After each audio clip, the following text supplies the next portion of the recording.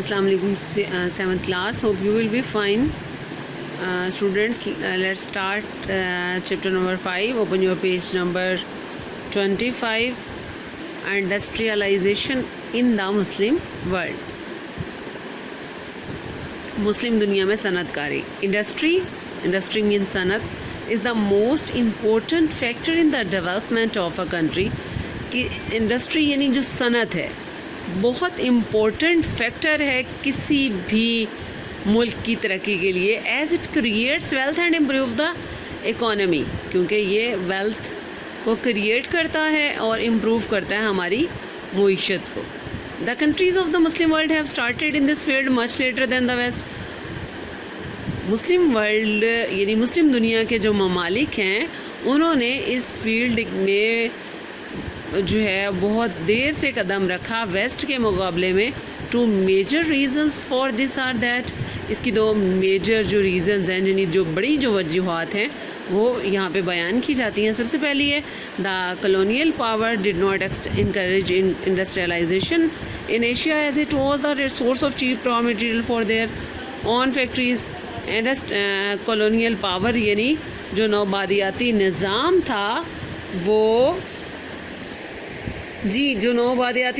था वो इनकरेज नहीं करता था इंडस्ट्रीज़ को, क्योंकि जो उनके ये जो इंडस्ट्रीज़ थी वो उनकी अपनी फैक्ट्रीज़ के लिए रॉ मटेरियल का सोर्स थी.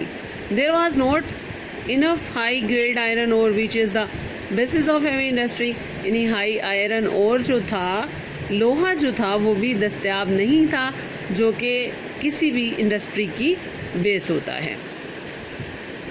Until the discovery of oil and gas reserve energy to run the factories was also a problem, as there was very little high grade coal in this region.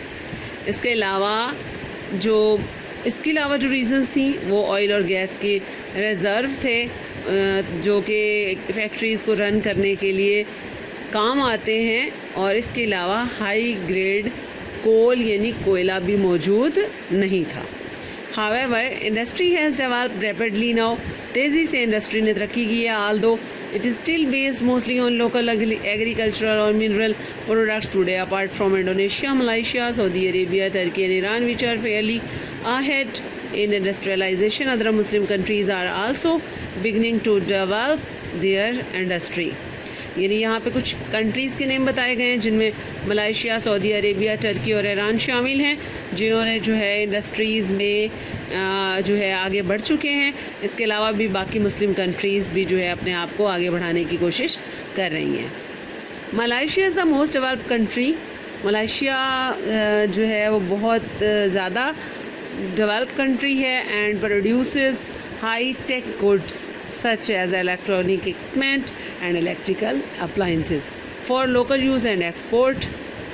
However, compare that Malaysia with an area of 333,000 square kilometer and a population of 25.3 million in 2007 produced the same amount of industrial goods as Switzerland, which has an area of 44,000 square kilometer and a population of 7.3 million 2007.